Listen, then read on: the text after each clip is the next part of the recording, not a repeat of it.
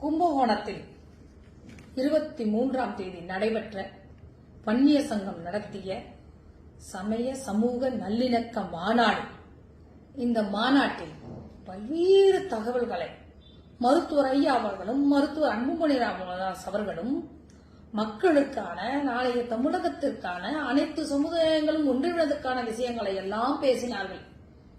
அதெல்லாம் இந்த திமுக அரசு, திமுக அமைச்சர்கள், காங்கிரஸ், திமுக கூட்டணி இருக்கிற எல்லாருக்கும் செவிடங்காதுல சங்கா இருந்திருக்கிற நேரத்துல வழக்கறிஞர் சுதா நாடாளுமன்ற உறுப்பினருக்கு மட்டும் இது எல்லாம் அவர்களுக்கு மறைஞ்சிருச்சு.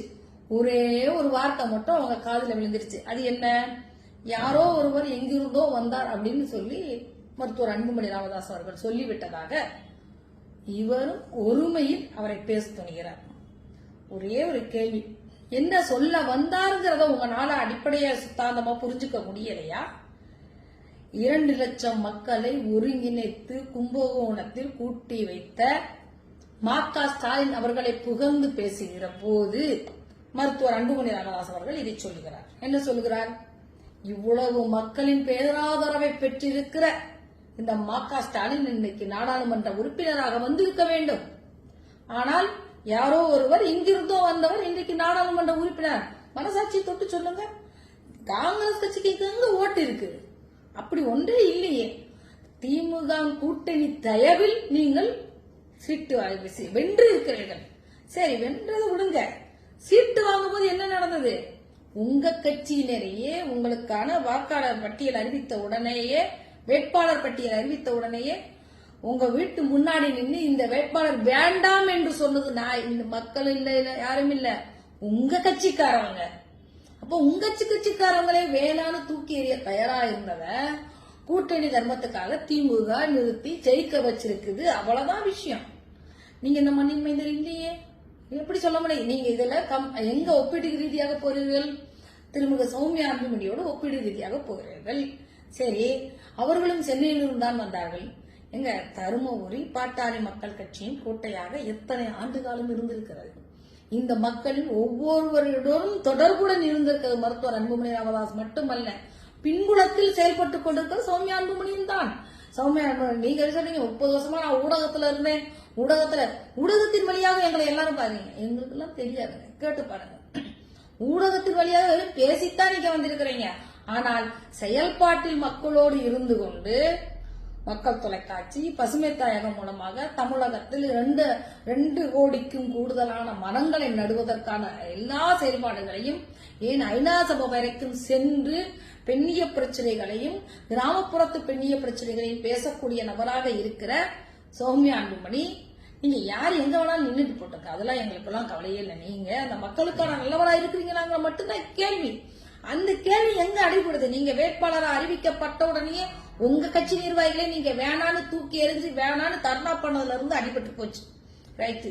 அடுத்து இத நீங்க எவ்வளவோ பிரச்சனை இருக்கு, நீங்க ஏன் இதை கேட்கறீங்கன்னு சொன்ன நீங்க ஏன் இன்னைக்கு கால் வெட்டி குருவை தூக்கி கொண்டு வருகிறீர்கள்? ஏன்னா உங்க எல்லாருக்கும் பயம். இந்த கூட்டத்தில் காடுவெட்டி அவர்கள் குரு அவர்களின் பெயர்களை சொல்லுகிற போது ஆர்ப்பரித்த அந்த கூட்டம் உங்க பக்கத்துல திரும்பி பார்க்காதுங்கிற பயம்.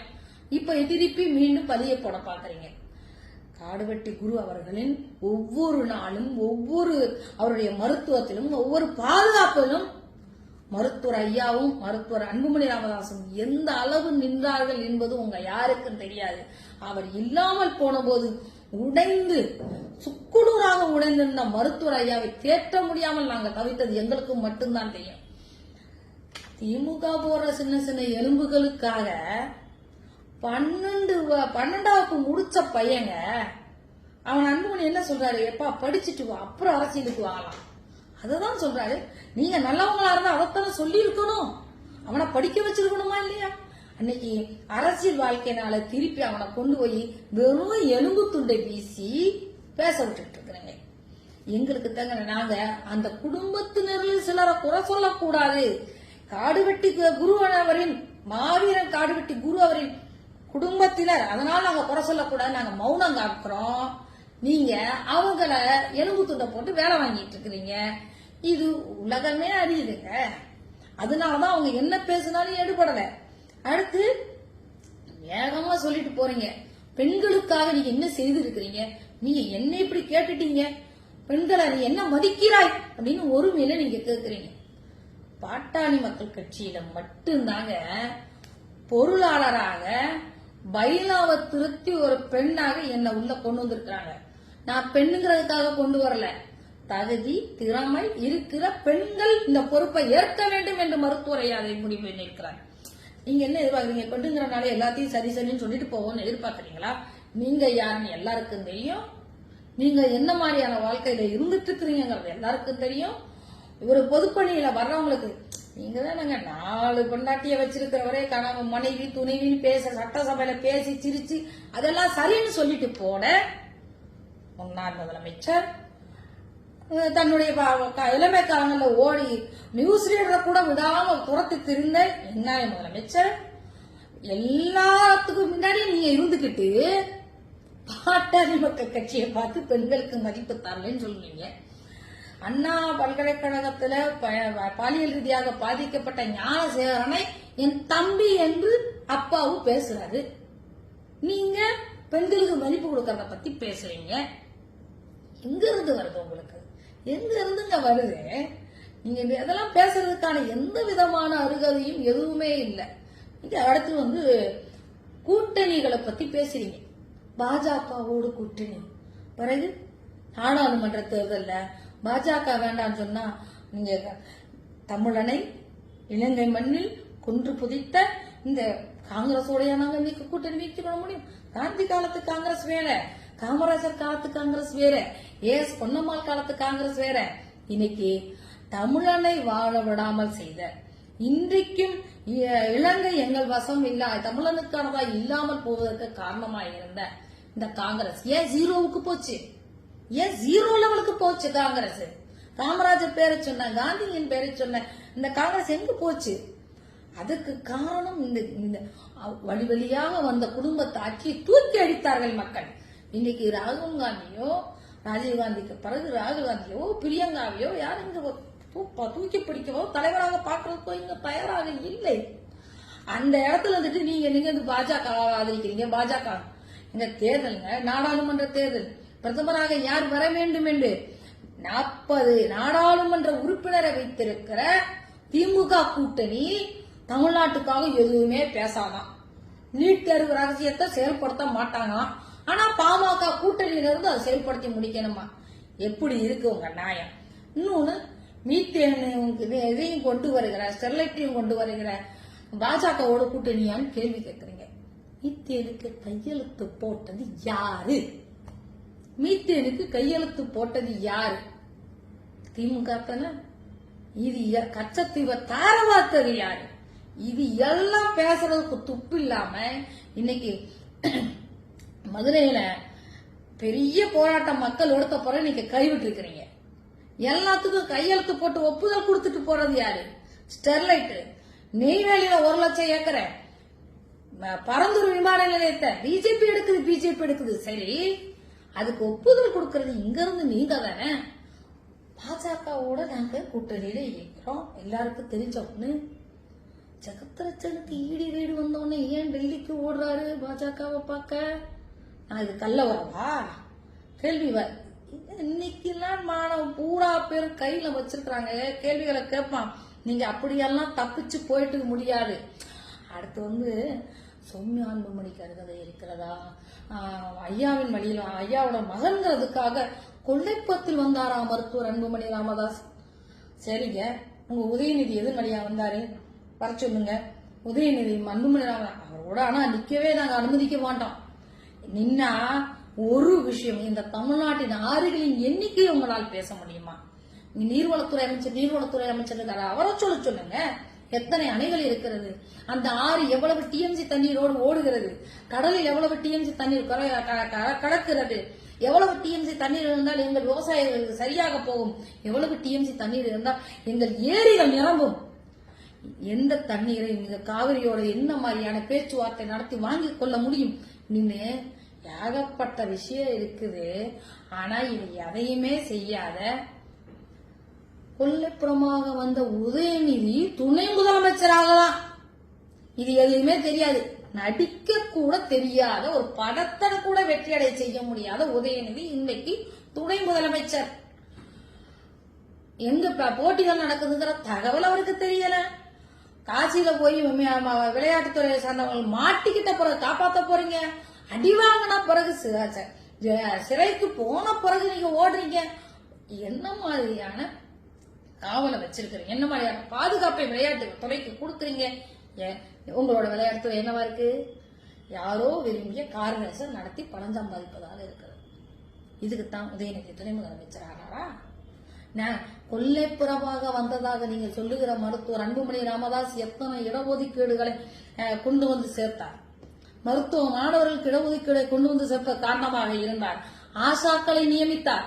நீங்கள் கொல்லைப்புறமாக வந்ததாக சொன்ன அதே மருத்துவர் அன்புமணி ராமதாஸ் தான் இன்றைக்கு இந்தியா முழுக்க பேசுகின்ற 108 ஆம்புலன்ஸை கொண்டு வந்தார். புகையை பழக்கத்தை கூடாது என்பதனை நிறுவினார். டெலிவரியான பிரசவ காலத்தில் பெண்களுக்கு அடிப்படை தேவைகளை மருத்துவமனையை கொடுப்பதற்கான உதவிகளை நீங்க யார் வேணாலும் ஸ்டிக்கர் ஓட்டிட்டு போங்க.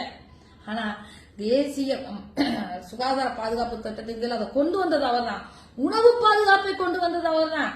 நீங்க ஒரு குடிய சிகரெட்டை ஹீரோ செய்யணும் அப்படின்னு பிரம்மாண்டமா கண்டுபிடிச்சு பார்த்துட்டு இருந்த இளைஞர்கள் மத்தியில அது தவறு, நாட்டுக்கும் வீட்டுக்கும் கேடு என்று மீண்டும் மீண்டும் புத்திகளை ஏற வைக்கிற வேலைய நீங்க வியாபாரமாக்கிட்டீங்க, பெரிய லாபியா பண்ணிடுறீங்க.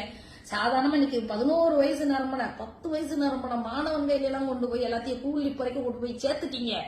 நீங்க பேசுறீங்க பெண்களுக்கு என்ன மரியாதை தரீங்கன்னு பாமகவை பார்த்து, மருத்துவர் அன்புமணி ராமதாஸை பார்த்து இவ்வளவு பிரச்சனை இவ்வளவு விஷயத்தையும் ஒரே ஒரு வார்த்தை, யார் இவர், எங்கிருந்து வந்தார், இவரை நீங்க தேர்ந்தெடுத்திருக்க பதிலாக 2 லட்சம் மக்களை கூட்டிய மா.க. ஸ்டாலினை நீங்கள் தேர்ந்தெடுத்திருந்தால் இன்றைக்கு பாட்டாளி மக்கள் கட்சி எத்தனை திட்டங்களை உங்களுக்காக மா.க. ஸ்டாலின் வழியாக நிறைவேற்றி தந்திருக்கும். அங்க யோசிக்க யாருங்க இருக்கிறா?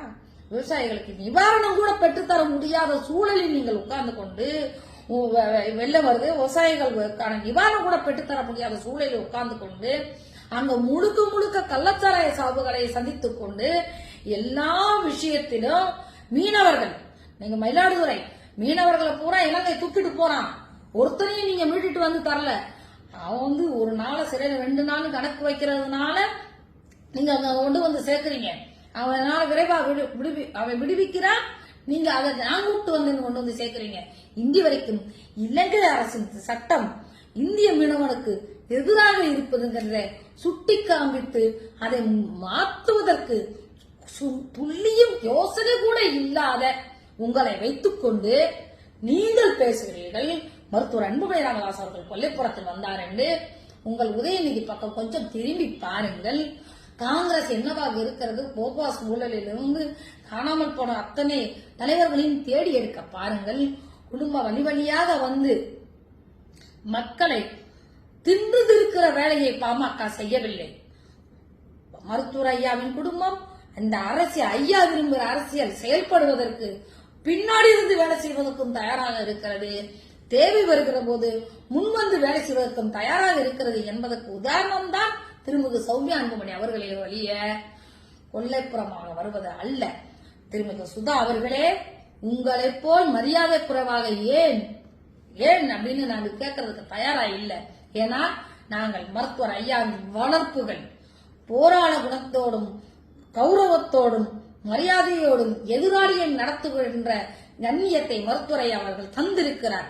எனவே நீங்கள் யாரோ ஒருவர் எங்கிருந்தோ வந்தவர் என்பதனை மீண்டும் மீண்டும் உங்கள் கண்ணியம் இல்லாத வார்த்தைகள் மூலம் என்ன சொல்றது அனுபவம் இல்லாத வார்த்தைகள் மூலம் நிரூபித்து விட்டு போகாதீர்கள். மக்களுக்கான பணியை பாருங்கள்.